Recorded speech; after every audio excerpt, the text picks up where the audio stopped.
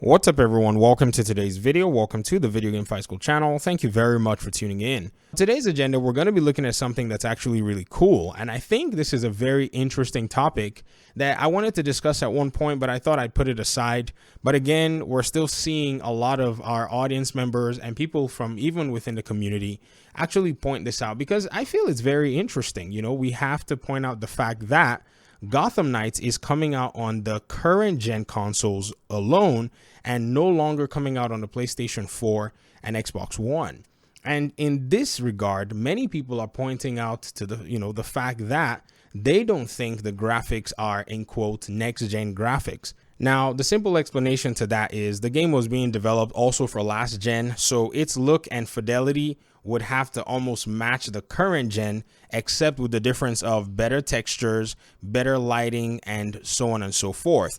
But in terms of, say, the overall art style and rendering textures that will look definitively different from the last generation, that's not necessarily realistic when you're making a cross-gen game. Your game has to have very similar quality, except the quality that's able to be improved by the machine. And so if you look at, say, maybe a game like Mad Max on, say, console versus PC, you're going to see a very huge difference in terms of quality, in terms of lighting, and in terms of some of the things that your hardware can scale, but you're not necessarily going to see any huge graphic changes that makes you go, oh, wow, ooh. I mean, yeah, you're going to see something that makes it significant, but it's not anything that's going to literally change the framework of the game because you're playing on a different generation or on a much stronger platform. So this is something that makes me kind of tip my hats to the people who are in marketing that actually sold the new consoles, PS5 and Xbox Series consoles, as next generation consoles. The word next gen has been marketed so much, people think it's Coca-Cola. You know what I mean? Like if you say you want to get a soda or a pop or a Coke or something, it's kind of like a household name that you want to get soda. So next gen just means this amazing set of machinery. But in reality, the next gen consoles that we have right now cannot even compete with the PC that is well built from 2016. In fact, I looked it up, and the GPU that really held down the market for 2016 was NVIDIA's GTX 1080 Ti.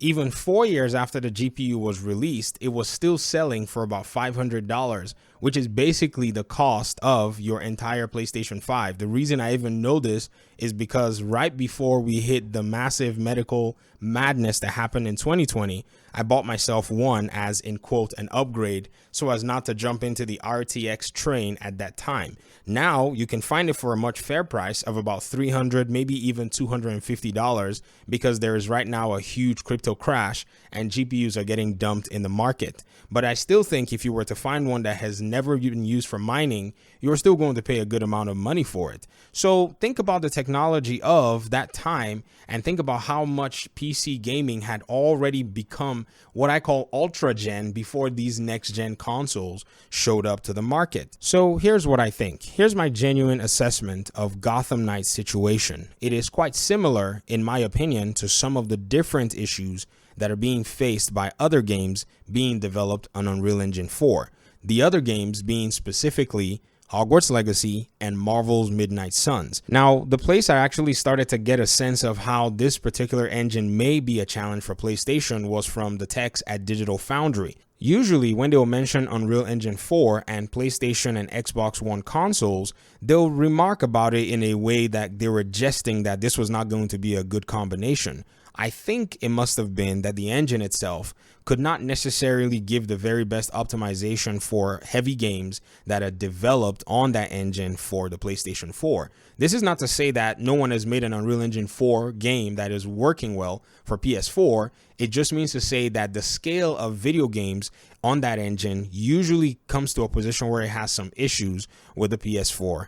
Now, the Xbox One, it may be that those issues may not necessarily be the big deal. I haven't necessarily heard anything bad about the Xbox One consoles.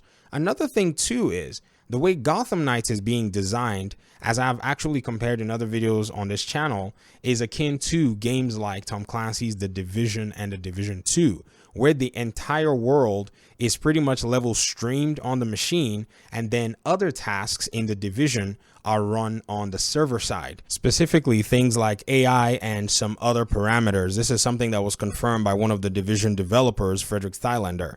Now, in the case of Gotham Knights, what we know is online play is actually optional. Hence, the entire game and different aspects of it can be played solo and run on the machine of the player.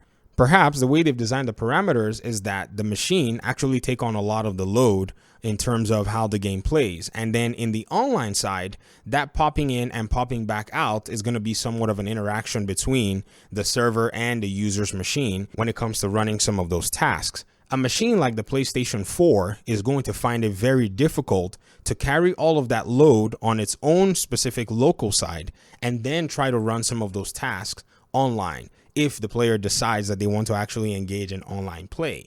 I think this was probably one of the major reasons that they went ahead and scrapped it altogether.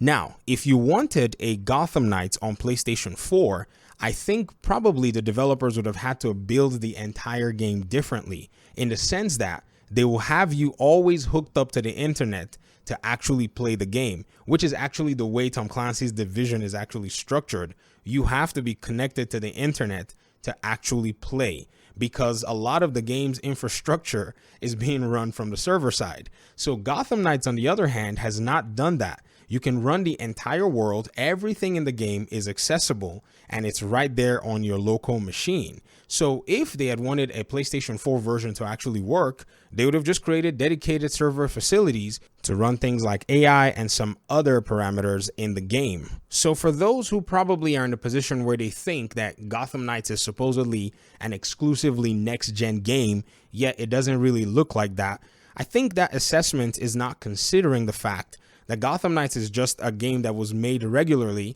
not necessarily designed from the foundation and the ground up to harness all of the power of next gen, but instead was developed to somehow accommodate the past gen consoles, but eventually just grew too big for them. If you think that that's not necessarily the case, then you definitely need to play Hogwarts Legacy in holiday of 2022, or at least maybe you can get to play Midnight Suns in October. But guess what? You're not playing those two Unreal Engine games yet, because they seem to require a lot more time for optimization so that they can actually run. How this is going to be achieved is not necessarily rocket science. It just takes a lot of sacrifice in terms of quality for them to be able to pull it off. It's not going to be necessarily easy though, but these studios usually have the expertise that's necessary, or at least they'll find it, because there's a lot that's hanging on their games. So I wanted to go ahead and take some time to just discuss this issue again. I've actually mentioned segments of it in other videos, but I thought a dedicated video, especially at this time, would probably be helpful in regard to this conversation. So share this video and, leave comments in the comment section. If there are any pertaining informational aspects that I probably missed out or didn't mention, please let me know in the comment section. I'm very happy to read those and learn a little bit more about all of this stuff with gaming architecture on server and on the client side of things. Thanks once again for watching the video. Hopefully we'll talk pretty soon. Peace out.